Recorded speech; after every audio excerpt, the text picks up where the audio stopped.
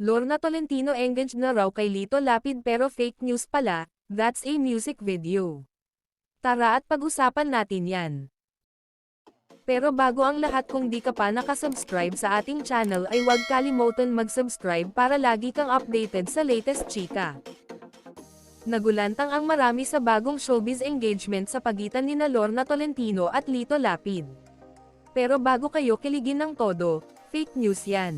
Mariing pinabulaanan ng batikang aktres ang nangyaring wedding proposal ng batikang aktor matapos kumalat online ang mga kilig na eksena nilang dalawa.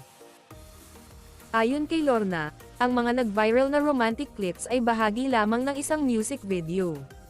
Sa isang Facebook post, ibinandera ng entertainment writer na si Dindo Balares ang naging tsikahan nila ng aktres, at dyan nilinaw ng una ang naturang isyu.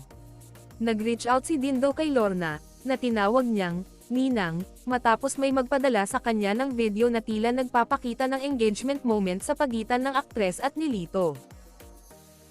Makikita sa thumbnail video na nakaupo si Lorna sa kandanggan ni Lito, habang hawak nito ang isang kahon na may lamang diamond ring. Pero agad itong nilinaw ni Lorna, that is a video from Star Music, produced by Jamie Rivera. The singer is Fana and the song title is Love Story Ko. It's on YouTube. Ang tinutukoy niyang music video ay inilabas sa nasabing video sharing platform noon pang Pebrero ng nakaraang taon.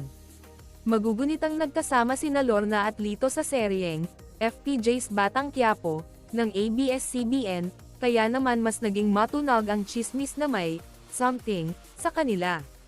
Naging usap-usapan pa noong 2024 ang umano'y espesyal na ugnayan nila, kahit pa itinanggi ng aktor ang isyu noong Disyembre, lalo't siya ay may non-showbiz wife.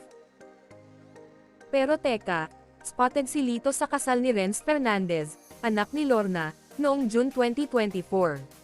Si Lorna ay dating misis ng yumaong action star na si Rudy Fernandez, na pumanaw noong 2008 dahil sa periampulary cancer. Bukod kay Renz, may isa pa silang anak na lalaki na si Rap. At dyan na po nagtatapos guys, maraming salamat sa inyong panonood.